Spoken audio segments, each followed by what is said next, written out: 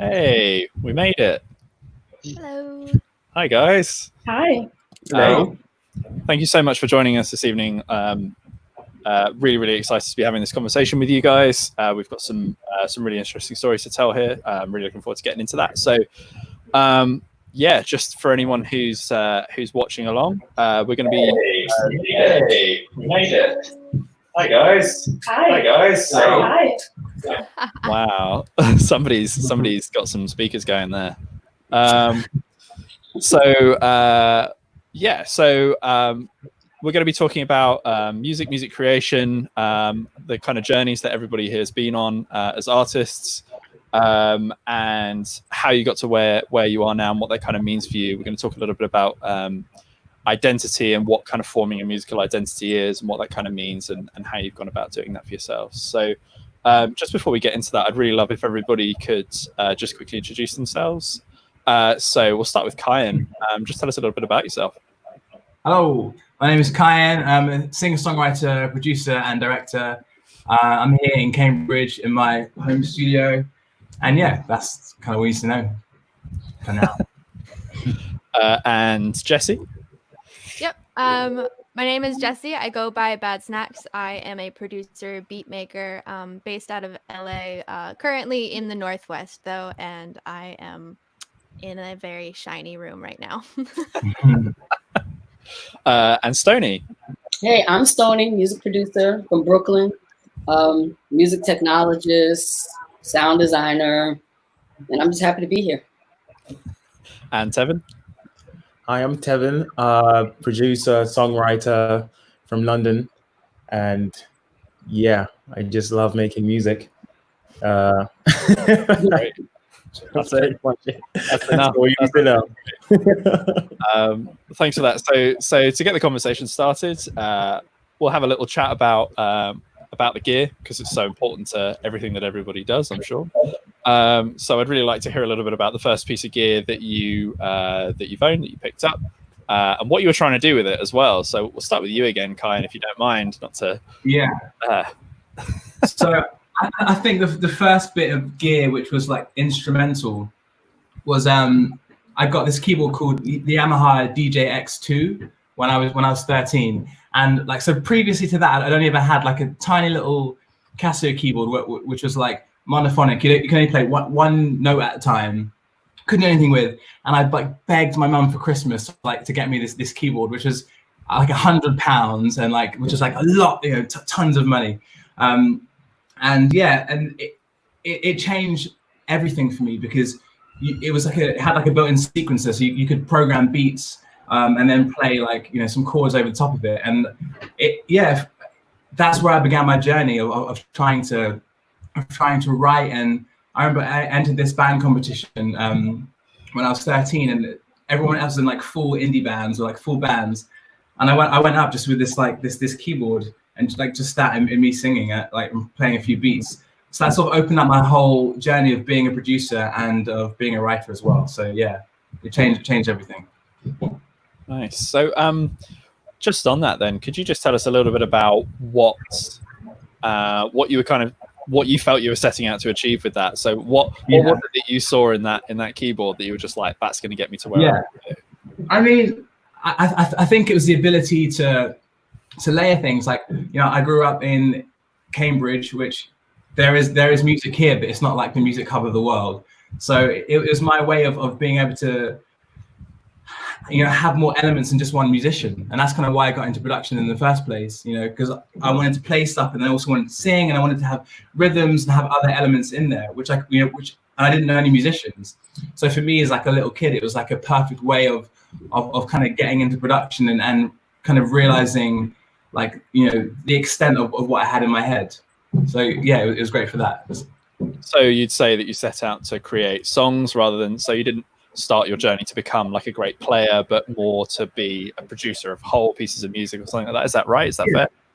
It was all about songs. Like for me, it was like Stevie Wonder was where I kind of started off. Well, not where I started off, but that's where it began properly. Before that, everything before that was just like, what are you even doing, really? And then for me, after discovering Stevie's music, it was like, it felt like it was like biologically made for my body.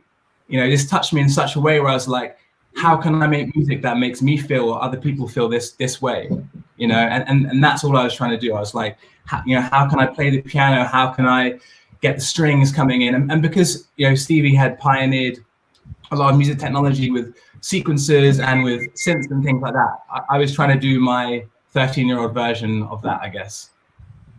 Nice, that's great. So to move on to Jesse, same question. What was the first piece of gear or kind of musical equipment that you went for? What were you trying to do with it? What was the goal? Yeah, so the kind of like defining piece of gear that I got was the organelle by Critter and Guitari. Because up until that point, I was like, I was a singer-songwriter with a background in classical violin. And I kept listening to like electronic and hip hop music, and I was just like, this is the music that I listen to, and I want to learn how to make this, even though I don't have the skill set for it at all. And then like I saw like a little demo video of the organelle, and it's like Max based, Max MSP based. So you can design your own patches, and it does everything, and you can like hook it up to a keyboard and stuff. So it's like it's a synth, it's also a processor, it's also a looper, it's also a drum machine, and it's just this like tiny little portable box. And then the other game changer was that like I could put my electric violin through it and process it as a synth. So that was like a total game changer. It was my first synth. It was like my first piece of gear that really like completely changed my world and allowed me to like start making beats. Nice. That's a really technical way of kind of going at that. That's a really kind of, I don't know. It's hard to go home. Yeah. I feel like you don't need more after that. Like that's pretty much it. Like honestly, no, it's really self-sufficient. Like I still use it to this day. Wow. Yeah, I bet. Because can you I guess tell us a little bit about the kind of mindset that you were in that led you to. So we've talked about what it can do, but why did the appeal of having something so breakable and, you know, like why did that appeal to you? Why was that the right thing at the time?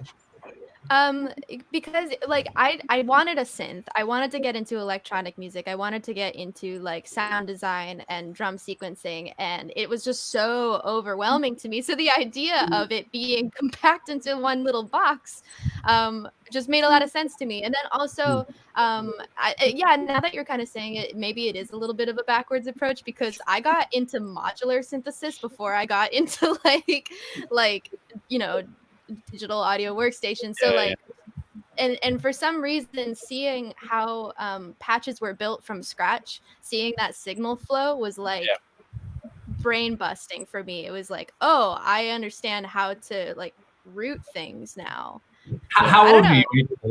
How old were you? How old were you? This was maybe like 21.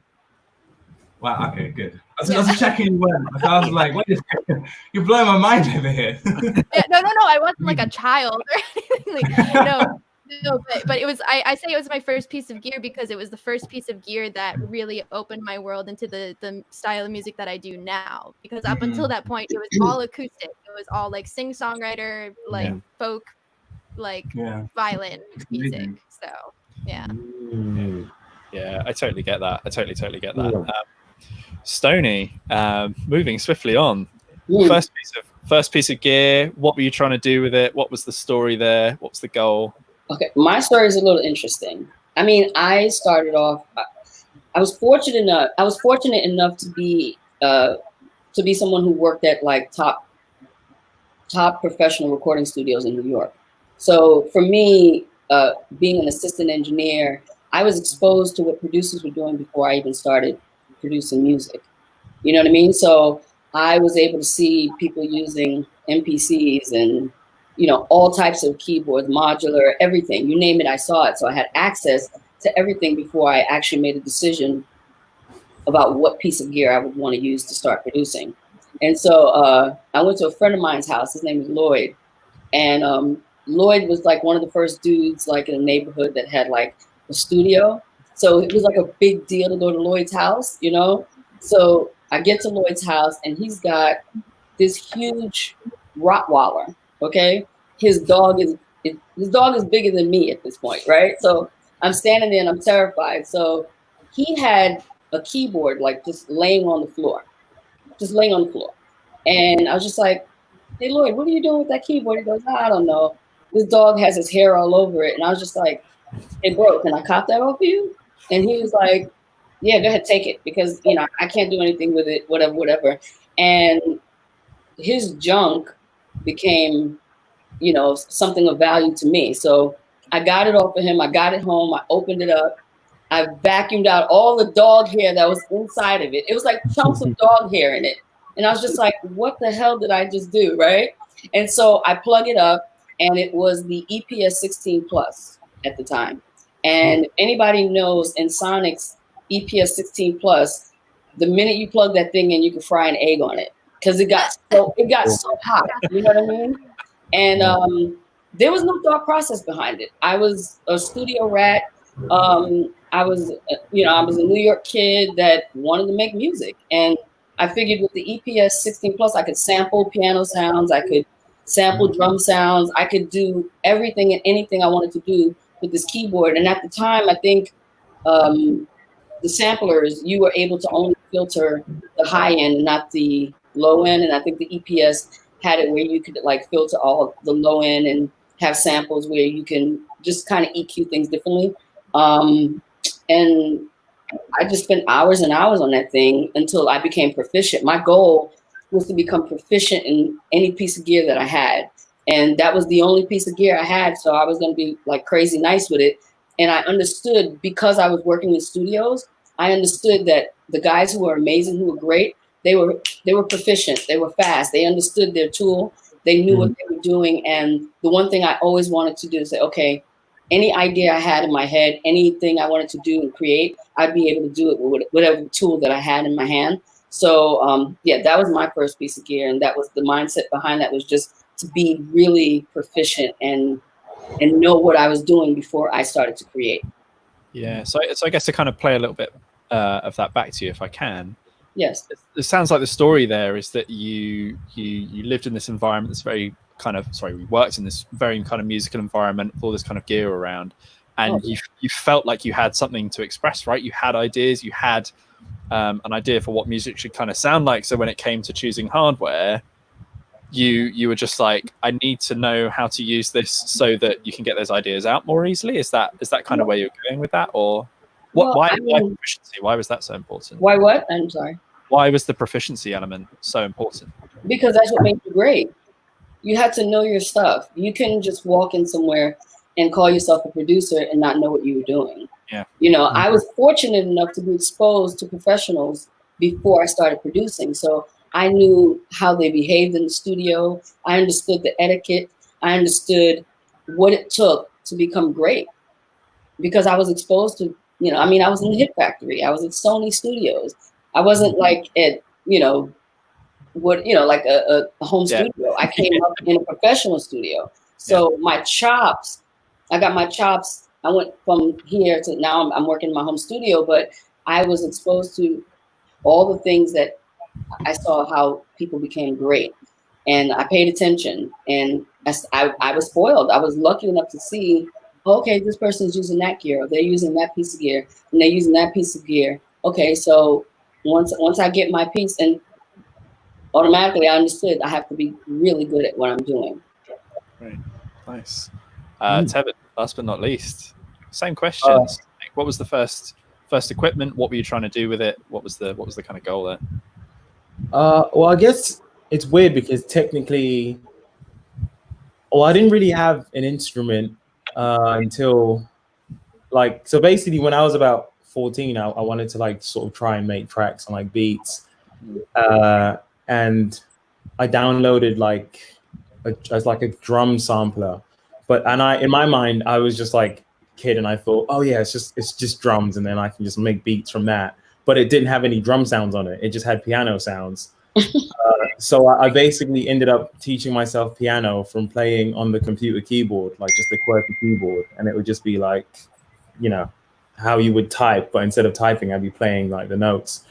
And then I remember my mom got me a keyboard from Argos, and it was like £30.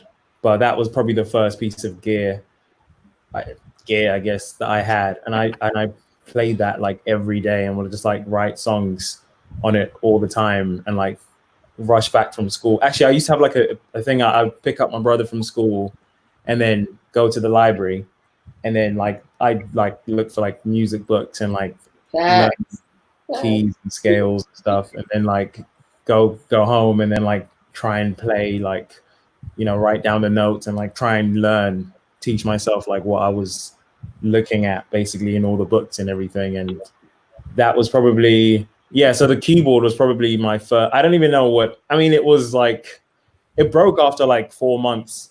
But yeah, that was probably the first piece of gear I had. And yeah, I don't know. I feel like it kind of, I move around from like a lot of stuff, a lot of different kinds of gear. And I got more into modular synths after that. And like, just kind of synths in general. Kind of, I went through a period of being really into like vintage synths and like bass synths, like MS-20s, and like a lot of different stuff, just to kind of, I don't know, experiment and like try and mess about with sounds and, you know, try and, I don't know, come up with cool stuff. So so I think that's probably my first piece of gear, even though it wasn't really gear, but I don't know, I used it all the time. Nice. Yeah, I mean, I guess a lot of stuff in music is generally like, you know, it's generally quite like, there's like, it's got a heritage to it, you know, like you were saying, Stoni, like the Ensonics, like it's quite classic. You know, I've seen loads of videos of like, you know, producers in studios who would just have it there and they would just like be sampling stuff, like linking it to like an MPC or like, you know, and just, but like, yeah. So I don't think I had something with a history like that. It was just a cheap keyboard. but you know what though, Tev'n, like to piggyback off of what you're saying, I mean, that was what I had access to. You know what I mean? So I just took advantage of whatever I had access to. If he had an MPC 2000 there, I would have copped that shit off of him. If it was a modular rack, it would have been that. You know what I mean? Like whatever we had access to, you're beginning. Like, let's keep it real. Like all of us are just, you know, well, some of us just didn't have the opportunity to just walk into a Guitar Center or Sam Ash and go, hey, let me just buy a studio. You know what I'm saying? Let me just buy a $3,000 laptop with all the memory and just go ham, right? So, you know, my homeboy, he had a crazy studio, but I was just like, okay, like saving up my little chips. And I'm like, can I get that? And he's like, yeah, whatever. And I'm just a firm believer in just making the best out of whatever you have access to. That's the thing. Like, I don't think there's even a thought. Like when you're getting it, you're like, I don't care what it is. Like, we got this thing. We're going to make something out of it, right? Yeah, that's exactly it. Right. Yeah. And there used to be, there was a shop in Tottenham Court Road, like in central London, that was called Turnkey. I don't know if you guys from the UK might remember it, but it was like a little music shop, and they had like loads of like random bits of gear. And I used to go in there like every weekend, like literally every weekend when I was like from like 15 to like 17, and like they would have like an MPC on the displays, and like it was always on, and some of them had like samples loaded on there. So I go there like, and it was in the basement bit, the downstairs, with all the gear and like electronic stuff and like all the Behringer mixes and all that. And then like I get on the MPC and like make beats and like sort of like program stuff, and then like try and remember it, because I'd see the price, I'd be like, oh. So I remember what I did there, because that sounded kind of cool, and then like beatbox it into my phone or something, or like try and remember it, and then like go home and like, but always have with that image in mind of like, you know, creating something out of like nothing, you know. And it's funny, no matter the equipment. Sorry, it's funny you say that, because I don't know what it is about those kind of stores. In New York, there was a store like that. It's on 30th and I think it's off of 8th Avenue. It's called Armin's. And anybody who's from New York, or not even from New York, you know to go to Armin's. Armin's is like every piece of gear in the world. Like there's this little guy, he's in the back and he's like fixing everything. And you go in there and the same thing. You mess with the equipment, you turn it on, you play with the drum machines, and then you like go home with nothing, and you're just like, yo, I'm gonna get that watch. I'm gonna get that piece. Watch, you know. Yeah. And it was in a basement, same vibe. I was like, yo. And you just know, like, well, as soon as I get it, basement, like, okay, let me, you know. Oh, man. So you were kind of starting to touch on inspiration there. You were starting to touch on how you'd get hands on with something and it would spark an idea, and you'd want to kind of grab hold of that. I'm really interested to hear a little bit more about inspiration from all of you guys, to be honest. Hear a little bit more about where those sparks come from and what you think the difference is between a good idea and a bad idea. I'm gonna change up the order a little bit. I'm gonna go over to Jesse. Tell us a little bit about what makes an idea a good idea. What's your experience of where a good place is to go to find those kinds of ideas, and what you kind of do with them, I guess. Yeah. Well, I would first say that there's no such thing as like a bad idea. That's not like a good place to start, you know, because it's like a bad idea can easily be transformed into a good idea with some sauce. But like, yeah, inspiration comes from all over the place, and like, I don't know, for me especially, like in quarantine, so much of it has been about regiment and practice and making sure that like you're or for me personally, that I'm like exercising my creative muscles even on the days that I'm not like feeling super inspired, because like I'm sure that it happens to all of us that sometimes you just get a melody in your head, or sometimes you're listening to a record and you're like, I want to sample that, like I could chop that. And I don't know, like it's good to have those days where it's like I guess a lot of songwriters, they call it a sneeze, like when you get a really good idea and then it just happens, it just like comes out, and that's great. But I think it's also really good to like be able to work out that creative muscle and to, you know, be as creative as you can as often as you can, so that you can like, you know, just like tap into all of your different skills at kind of any given moment, if that makes sense. You know. Yeah, for sure. So what about I'm gonna direct this more towards Kyan, just because I've been listening to some of your stuff today. Actually, there's a real kind of strong storytelling element to that. Do you start with stories and look for things that fit the stories that you want to tell, or do you start with ideas and then say what story can I tell with that? Talk to me about that a little bit. Yeah, I think when I was a kid, I was the weird kid who just stayed inside reading books all day. And I used to get detention in class because I'd just be at the back of the room reading about wizards and dragons, you know. And I was just like fascinated with that whole thing of like how you can put across information in so many different ways, and the fact that like fantasy fiction can be a conduit for like, you know, social commentary or like social injustices. There's just like so much you can get like from different things, and it's like all a way of like, how do you get that across to people in a way which they'll be receptive to? And for me as well, like music is one of those things where, you know, I feel like the purpose of music is to tell a story. You know, I feel like it started to pass down ideas. You know, when you couldn't record something, it's like you put it in song form, and that's, you know, something you can transfer. So for me, like the story is where everything kind of starts from. When I was a kid, I would just, you know, I'd write, oh, I'm in love and this is happening, you know, like just writing about nothing. But, you know, the older I got, now I don't start a song until I have the song title, and until I know exactly what it's about, because I see it like, you know, the song title and the concept is like the destination, and I wouldn't get in a car and just like start driving, and it's just like, you know, and I've always found that whenever I've written for other artists or seen other people writing songs, where they often fall down is where they're like, oh, so you know, they started the chords, they've got a melody, and then they're like, oh, so what is this about? Like, what should we write about? And I'm like, I never feel like it should be like that. I feel like you should write a song because you have to say something, and you have such an urgency to say it that you have to put it into song form. So for me, it always starts with like a feeling of like something that I want to express, you know, like something that is like really affecting me in a positive or a negative way. And then I have to just find the way to get that out, and the way to like find the catharsis, like through telling that story in a sort of interesting way. Yeah, so it's really interesting. One of the things that you said there about you wouldn't just get in a car and drive without knowing the destination, and I've actually heard people make that similar analogies to that a few times when it comes to music making. But particularly looking at the modular guys that we've got here, you very often go on journeys without really knowing where you're going. And one of the things that I think is interesting about that is that when it comes to this whole storytelling, I've started myself to come to the conclusion that even if you don't have a specific message in your mind, you may not be sitting down starting to play with hardware thinking I'm going to write a song about, you know, X topic, whatever that topic is, really specific topic.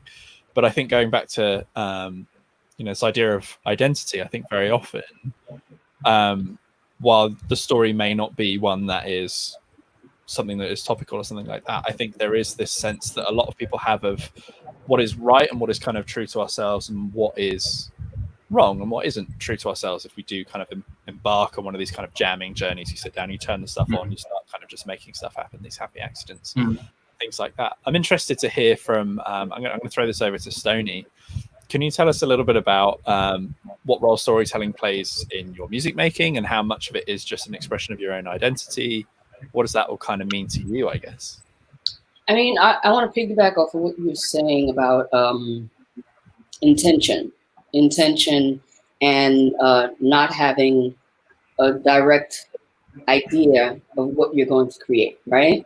I think there's this magic that happens when you allow yourself to just feel. You know what I mean? Like you get in front of your gear, you just start writing this music. Like you said, you're not thinking about, oh, I want to do this particular track or that particular track. You just start feeling, you start doing. And then you do it so much that you start forming your own identity without even realizing it. Because you're not thinking about it. I don't think identity should be thought about. I think it's something that should be felt. And when you're sitting there and you're feeling it and you're focused on yourself, I think there comes a time when you're inspired by other producers and you're inspired by other people's music, but then there comes a time where you find yourself within yourself, when you're actually doing in repetition, and you wake up and then you go, oh my goodness, I've got 40 tracks or 20 tracks or 10 songs or 20 songs.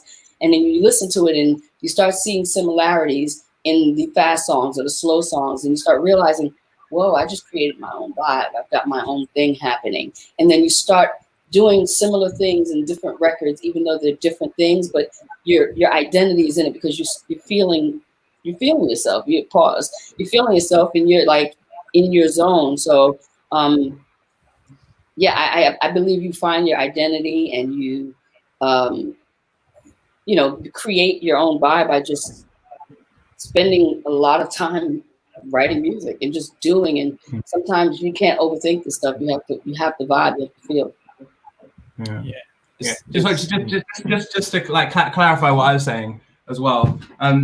For me, like in terms of storytelling, in terms of like a narrative, like in terms of a lyrical narrative, that's where I'm like, I like to know where I'm going. Otherwise, I feel like you end up with a song which doesn't mean anything or doesn't have an identity. When it comes to music, 100%. That's me when I'm like, you let go, and 100% it's the absence of thought.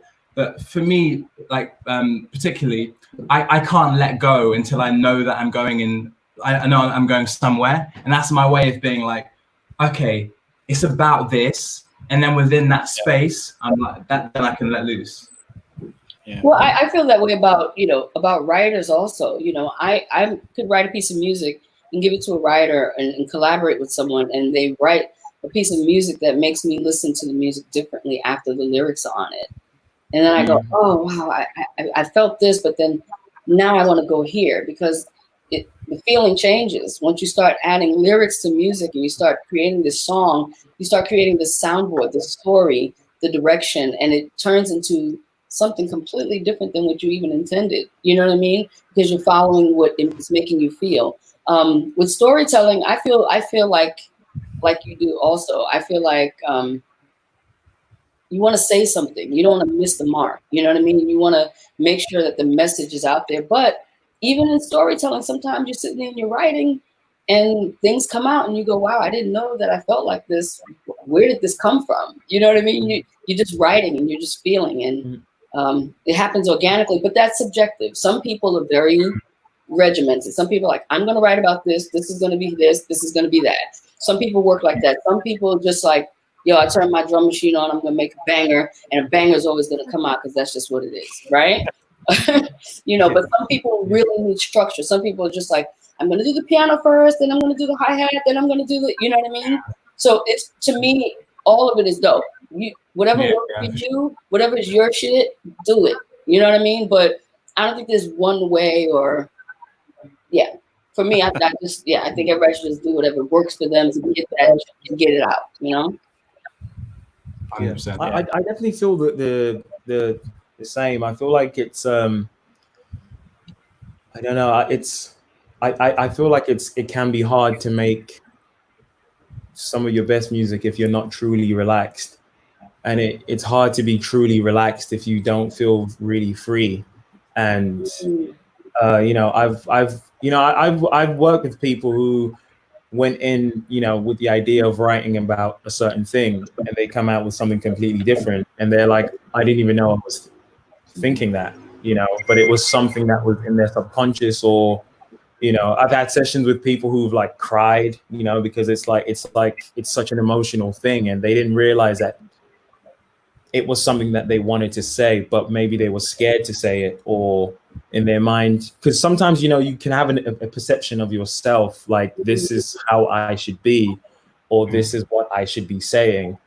And sometimes just letting loose and just being free and just saying, I'm just going to try something, you know, a few chords, or even just writing one phrase out that just is in your mind and doesn't even make any sense. But as music develops, it starts to make sense. It's about building a world, you know, and it's sometimes, you know, sometimes you can, I found it with myself, like I've inhibited myself sometimes from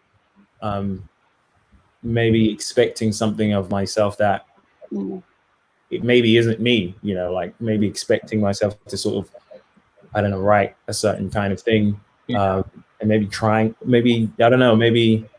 to make myself something that maybe I'm not. And then that's why I just tend to like be more in the background, because then I can facilitate what other people do and just maybe ask them questions that, why do you feel that way? Like, Sorry. You go ahead. I didn't do the pause thing. No, it's so interesting, like hearing like how everyone works so differently, and just like, and like Stoni was saying, like everybody gets to their own place in such a different way. And for me, it's really interesting, because I always see restriction as freedom, and that's what I find like quite interesting about this conversation, is that I'm realizing that it's like, for me, the thought of being like, oh, be free, do whatever you want, that's terrifying. I can't do anything in that. You know what I mean? Like here is like omnisphere, or here's whatever. It's like, well, thousands and thousands. I can't do anything. Give me like one thing, and say you have to make something on that, and then I can do it. I always need restrictions, and I realized that. Whereas like, whenever I got put with an artist to write for their project, and there was like a specific pitch, I found I was coming out of it with songs that were better than what I was writing for myself, and I was like, why does this keep happening? And I realized it's because whenever I force myself into a space, I'm so much better equipped to be free, which just seems completely counterintuitive. But I feel like that's the way of getting to that place that these guys are getting to. Now let me ask you this, Kyan. When you say in that space, are you talking about the restrictive space that you've created, or just your own space? Sorry. What do you mean? When you say your space, what does that mean? Does that mean like your direction, what you want to do only, or people giving you a directive? I think it's that thing of, I understand that when, like what Tev'n was saying, when you start an idea, I never expect to end up where I started at all.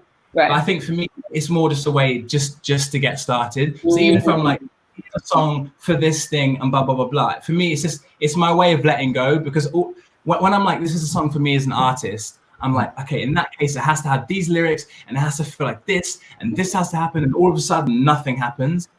Whereas when I'm like, this is a song for that artist, I let go a bit, Do you know what I mean? Because I'm less precious about it, and then I'm able to create more freely. Wow. Yeah, I think that's a really powerful point. Really powerful point. And I'm sure it's something that we've all got a really good example of. Of some experience that we've had where we've had some kind of restriction, and you've had to play that to your advantage, play to its strengths or something like that to find some creativity out of it. No, it's funny. It's funny you say that, because it's like, for me, I'm translating that for someone who like makes beats or produces music. Yeah. Like, if someone came to me and said, "Yo, Stoni, I want you to make this type of beat," bro. I'm not that person, bro. I'm gonna make my type of beat. Like I like, even if I wanted to do that particular type beat, it'll never come out. So you're actually touching on something that Tev'n said a little while back as well that I was really interested to dig into, which is another feeling that I've heard so many different types of musicians say in so many different contexts, which is this trying to be something that you aren't. This sitting down to create some music and having the feeling that it should sound like something other than what it is that kind of comes naturally to you. I'm really interested to dig into that kind of identity crisis that musicians seem to have. It's real. It is. It totally is. How have you? I'm going to throw this over to Tev'n again, since you took us down this road. But can you give us an example of a time where you kind of found yourself in that position, and how you knew that it was just the wrong thing to be doing? What did you kind of do about it? Where did you go? What does that kind of feel like, and how do you get away from that? Yeah, it was a couple of years back, sort of writing some music for myself, and I generally write like on the piano. And it just kind of felt like there was a lot of I don't know. I felt like I was trying to fit into a certain sound at the time, whether it was like, I don't know, like a Frank Ocean or Sampha. And I don't know. Like, I wasn't doing it intentionally, but it's almost like, and like, it's almost like a fear that you have that's just, or that I had at least, that's just like, me being who I am is not enough. You know what I mean? And it's like, how do I silence out the noise and actually just like listen to myself, and like try and actually, write for me. But then again, I don't know, it sounds really selfish, but in a way, that's a part of music, is kind of, it is in a way therapy for yourself, because it's, we're fortunate enough to be able to do things that genuinely fill us with some kind of fulfillment, even if they don't all the time. It's that constant chase for that feeling of elation, that like, oh, I made something that was amazing, that, in other sort of job sectors don't really have that same kind of feeling of fulfillment. And I think the way I sort of got out of it was just, I don't know, it was almost just like not listening to music for a while, or just, I don't know, hanging out with friends and just kind of living life. I don't know. It was almost like, how do I get closer to who I am? And like, you can't really do that by forcing it. Sometimes you just have to live your life and like, try and connect with the people that, matter to you, because they're the ones who kind of, they reflect you in a way. And that's how you can kind of learn a bit more about yourself sometimes, Or like that, I don't know. That's what worked for me at the time, I guess. Sure. Jesse, you made the transition from, I think, classically trained violinist to electronic music producer. I'm going to have a little guess and a little bit of a dig, and I'm going to say there's something along this kind of theme that might have been involved in that. Maybe there is, maybe there isn't. But can you tell us a bit about that journey from violin playing? You mean my 17-year identity crisis? Yeah, no, I mean, just kind of like I was saying earlier, I mean, it was really like I came to a point where I realized that like all of the music that I was listening to, like my music didn't reflect that for a really long time. And it was really, really difficult because I felt very disconnected between what I liked and what I was making. And that's why I did like a complete overhaul. Like I literally like squashed the project that I was working on. I released a song and I was like, this is the last song that I'm releasing. And then I just studied. I studied. So I moved to Los Angeles. I went to beat shows. I was seeing all my favorite artists like up close and personal. And I just like studied and worked so hard to like just to like understand how to practice, you know, these things. And I guess that's also kind of maybe like the classical mindset coming out, as being like, I want to practice production. But also like echoing what Tev'n was saying, like so much of it in this kind of counterintuitive way was like, okay, once I like listened to these heroes of mine like up close and personal, then it was like, oh, I need to stop listening to so many different artists because I'm gonna lose myself. Like if I listen to like too much of one kind of artist, that I'm gonna become a copycat, and like I don't want to do that. And I think there's a difference between like incorporating inspiration versus straight up like just copying someone else. And ultimately, you know, it's like we are a giant summation of the things that we consume. Like we synthesize the things that we consume. So, you know, you don't want to like overdo it on one particular influence. But you know, it still happens like today, you know, even like now that I've even narrowed down the kind of genre that I create, still, like, you know, when you're working in a professional commercial setting, like there are expectations. Like we've all been in those like writing rooms, those pitch rooms where they're like, okay, we're looking for this type of beat, we're looking for inspiration for this kind of thing, for this commercial, for this kind of artist. And you're just like, this isn't like, yeah, I can fake my way through this kind of genre, but is it going to be good? Am I going to like it? Is it going to be true to me? Probably not. And it's like, yeah, I might be missing out on a decent paycheck sometimes, I don't know. But like for me, like I just can't do it. Like I'm so bad at like faking like being into things. Like I'm not an actor at all. So it's like I have to be into what I'm doing. I have to like I can't do that. So how much of a role has that kind of mindset played in the decisions that you've taken to kind of launch your, you know, your YouTube channel, all of that kind of thing? Is that kind of related? Is that a reaction to this, or is there different reasons why you took that route? I mean, the YouTube thing was actually, that was my way of being explorative without really posting my catalog necessarily. Like it was almost kind of like a test lab thing. Like that's also kind of how I treated social media for a while. There was like trying different things and being like, is this working? Like, are we into this? Am I into this? And like I've done a couple videos that are like very much inspired by artists that I really like, but ultimately like I haven't done those kinds of videos since, because I know that if I do too many of those videos, then people are going to be like, oh, she can copy a Tom Misch beat. And it's like, well, I don't really want to be known for that. Like I have my own thing going on. Like I don't know. So in terms of trying stuff out and seeing what works, how important is getting feedback in that? Is it the feedback from people like consuming that content and commenting on it that you're looking for there? And what does that kind of mean? When do you take that feedback on? When do you kind of ignore it? I'm going to move that over to Kyan in a second as well. I'm interested to hear his view on that. Wait, you said in a second, so you're still asking Jesse right now, right? Sorry, yeah, Jesse. The feedback. What does that feedback kind of mean? When do you kind of take it on?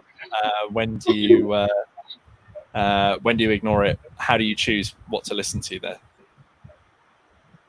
Wait, are we? Who? Jesse. Oh, okay. Sorry, I made that as confusing as possible. I just wanted to spice things up a little bit. Yeah, no, I mean, feedback is not everything, for sure. But I think for me, for a really long time, because I was so lost and just had no idea where to gauge things, like, I think for me, it was just a way to be like, hey, I feel really good about this. And you guys feel really good about this. And like, if it was like, okay, I'm not really like this is cool, but I'm not really feeling this. Like, how do you guys react to that? And just like seeing if there was some sort of alignment there, because I did want to make it like this kind of collaborative community thing. But at the same time, it's like at the end of the day, I still make what I want to make. Yeah, you've got to do you. Absolutely. Yeah. Kyan, now. Feedback. You've clearly got this very strong sense of identity. We've talked about your desire to tell stories. What role does feedback play in that? How do you know what to listen to, what not to listen to? Do you go looking for feedback, or do you not care? Let's talk about that.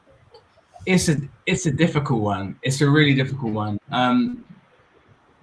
You know, I think it's really important to know what feedback to listen to, and you know, having come from, you know, an experience with, you know, being signed to a major label and finding that experience really difficult creatively, and I completely lost who I was in that experience. I didn't know how to create what I created. So for me, it's about making sure you have the right people around, and also it's about, I don't necessarily need that. I don't need that much feedback. What I need is like, even someone who doesn't know anything about music, if they just sit in the room, because what I find is a big part of writing about creativity and performing is almost like showing off and like feeling like you need to prove yourself to someone.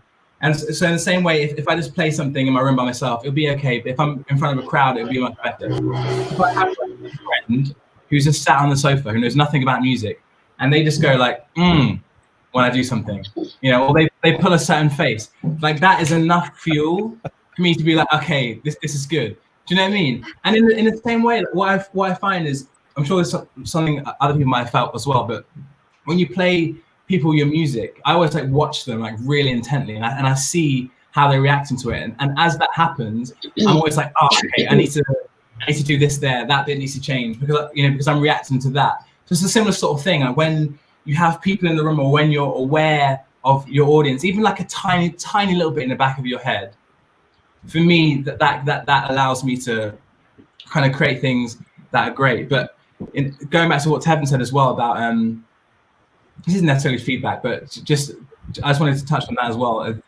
The whole thing of like not listening to other music is, I find it funny because people always say like, oh, what are you listening to at the moment? And my answer is always like nothing. And I always have to, like, I have to be so careful about saying what, like Jesse was saying, I have to be so careful about what I dip into. And for me, it's like when I create, it's like, what are other people doing? Let's listen to some old records, and then I'm like, I have to get out again, because otherwise it's just like, it is as an artist, we're so like, it's so fragile, and you think because you're an artist that whatever you do should be you as an artist, and that it's always going to feel like you. But I just learned over my sort of career, it's like it's I feel like it's so fragile, and I have to like keep people away, because otherwise I'll end up just going somewhere which isn't me, you know. Yeah, music's a vocabulary, right? And you need to make sure that you're always looking for the right words to say what it is that you're trying to say, or that kind of portray the right kind of feeling. And I guess there's something to be said for listening too much of the wrong thing and picking up the wrong vibe. I guess I'm gonna throw out that I make horribly antisocial music. Nobody ever wants to listen to any of the stuff I'm doing. So when it comes to, I very intentionally don't look at people's faces when I'm putting out music, because I just know that it's going to be. Oh man! But I totally understand what you mean. Stoni, I'd love to hear your experience of feedback, what that means to you. Okay, this is gonna sound okay. All right, so music is subjective. Feedback, I don't feed into that. Your feedback, you're gonna get negative feedback, you're gonna get positive feedback, you're gonna get the guy in the studio that goes, ooh, that beat is crazy. And then you're gonna get the guy in the studio that goes, that doesn't sound right, bro. You know what I mean? And the guy that said, man, that doesn't sound right, bro, that's his opinion. And everyone's opinion doesn't matter. Like, you have to do what you feel, and you have to create your music, and you have to put it out there. And the people that are going to love it, they're going to love it. The people that are not going to like it, they're just not going to like it. The only kind of positive thing I've seen in feedback is I had an experience one time where I did a track and I wasn't in love with it. I was just like, it's cool, it's all right. A friend of mine was like, yo, this is crazy. And And I was just like, really? You think so? And that friend was like, yo, post it. And I was like, I'm not posting this. They were like, post it. And so we made a bet.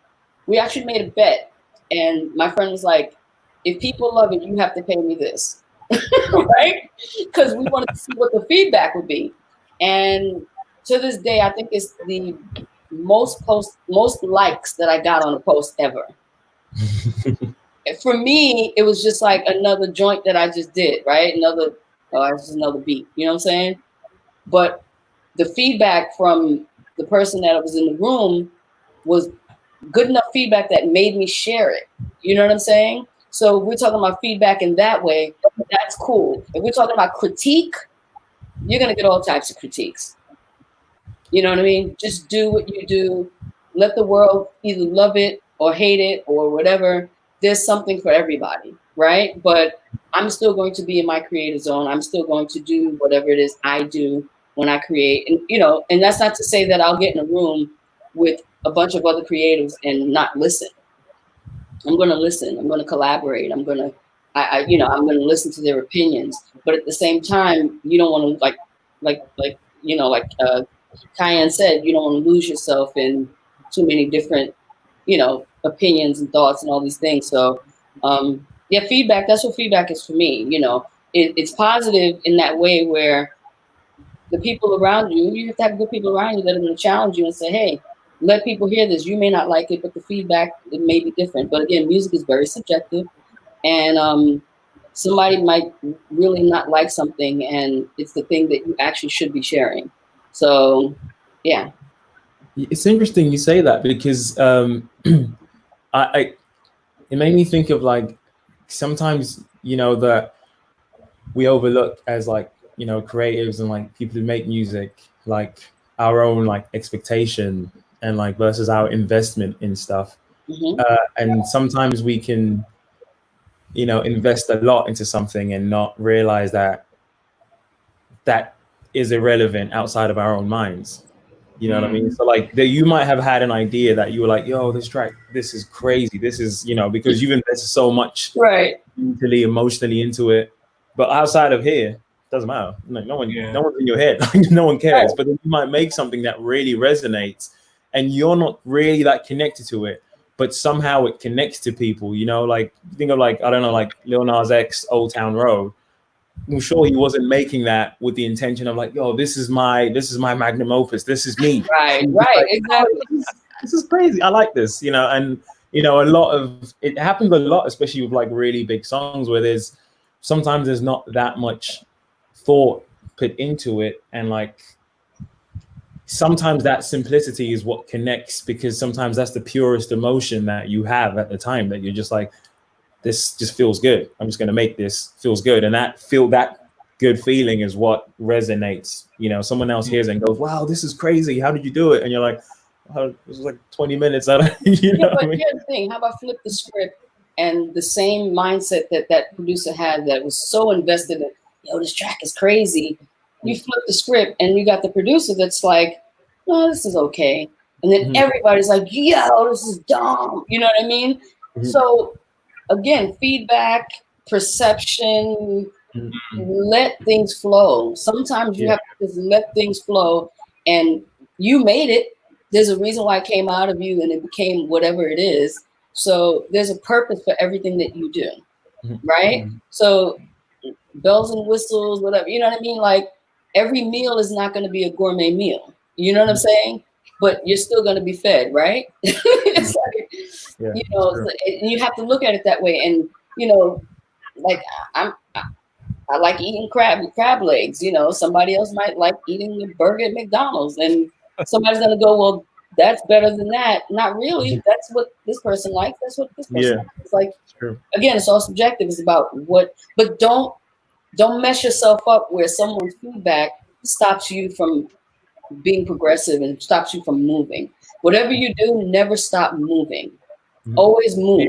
Always do something with whatever you have. Whether you think it's whack, whether someone else thinks it's amazing, don't ever not do anything. I had a friend of mine tell me something, and I live by this. I used to delete tracks that I didn't like. And she was like, are you crazy? Do not delete anything. You made it. There's a reason why you made it. You don't know what's going to happen with that piece of music. Don't delete it. Save it. You'll go back to it later. But don't waste that energy. Do something with it. Always do something with that. Sorry, I'm going to tangent. No, not at all. Right, what? Oh, wait, what? Go ahead. No, I was just going to say, like, I find what Tev'n said interesting because I'm always like, there's always like two sides to the whole thing about, you know, what resonates and what doesn't.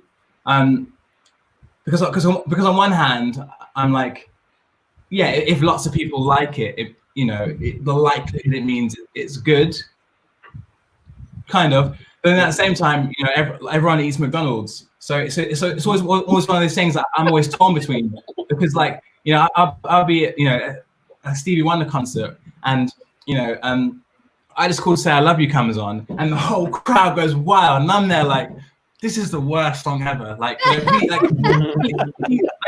get to the genius. You know what I mean? Like, that's not the genius of Stevie Wonder. You know, Ebony and Ivory, or like, you know, that's not it. But so there are things where things appeal to people a lot, and I think that's really difficult as an artist, because I always separate in my head. I'm like, this is what I like, because I like music and I respond to it in this way. What other people listen to music in such a different way. So there are so many songs that come out that are massive that I'm like, this is terrible. This is awful. You know, but it's just accepting that, like, those things will happen, and you just got to kind of like be able to operate in both places, you know. But how about this, Kyan? No matter what, though, let's keep it real.